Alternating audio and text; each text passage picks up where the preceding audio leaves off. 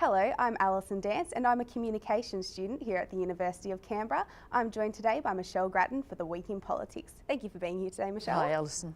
So I'm just looking at the Labor Party this week, and we've had a few changes with Bill Shorten being the new leader, also Nicola Roxon calling on Bastard Rudd to quit, and some changes in the Shadow Ministry. So what can we look forward to from the Labor Party? Well, we're looking forward today to the details of the Shadow Cabinet, but more generally I think the interesting question is how Bill Shorten will be able to pitch the opposition's attack on the government, how he will be able to get the Labor Party united, whether he can get it united. It's been remarkably united during this period of choosing the leader, but now of course it's a whole new ball game and it's harder to stop divisions arising. Some people were very critical this week of Nicola Roxon, who is of course out of Parliament now, but she gave a speech which was a devastating critique of Kevin Rudd's leadership, his prime ministership, and there were some in the Labor Party who said that that was divisive and she shouldn't have done it.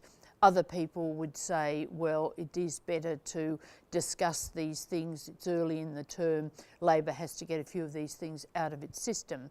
But it's going to be a big challenge for Bill Shorten to bring this party together, to get the right pitch, to handle the carbon debate effectively. All these things will unfold in the coming months, but Labor's got a big rebuilding task. Just on the carbon tax, it's noted that that's going to be the first bill to go to Parliament in November. So that's the legislation to repeal that tax. What do you think we can expect in the lead up to that? The government are very much trying to keep the emphasis on Labor, put the pressure on Labor, saying that the coalition has a mandate to get rid of this tax, that Labor should vote for the repeal. It's a bit of a delicate balancing act for Labor, because the carbon price was such a central part of its policy platform. It doesn't want to walk away from that. It doesn't think it should walk away from that. But on the other hand, the government did get elected with this repeal as really at the core of its policies. So for the Labor Party to be seeming to frustrate that mandate has its downsides as well.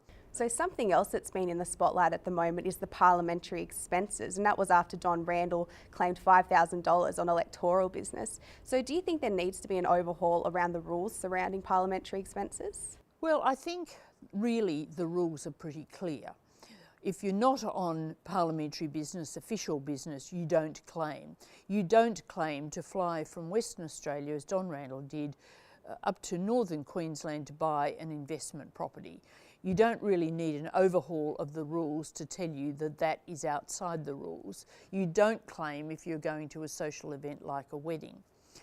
However, this whole scandal has got to such a stage that in terms of public confidence in the rules, maybe they should be looked at, but it's a question of, in that case, perception rather than an objective need to change the rules. And just finally, the High Court challenge surrounding the ACT same-sex marriage laws has been confirmed. What should we be expecting to happen from that? Well, the timing here will be interesting because, of course, the bill is due to be passed very soon, and then by the end of the year marriages are expected under it. Unless there's some injunction or the High Court gets the skates on in a big way, you would presume that the case would drag on for a while. So you will have people married under the new law, and then if that law is overturned, it becomes a rather awkward situation.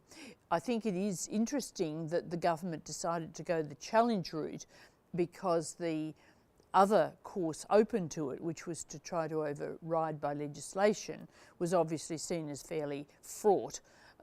Maybe the numbers wouldn't have been there, and also it would have opened up an argument about whether Liberals should have a conscience vote.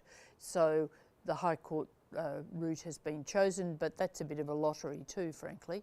Well, thank you so much for being here today, Michelle, and giving us that insight. And that's the Week in Politics.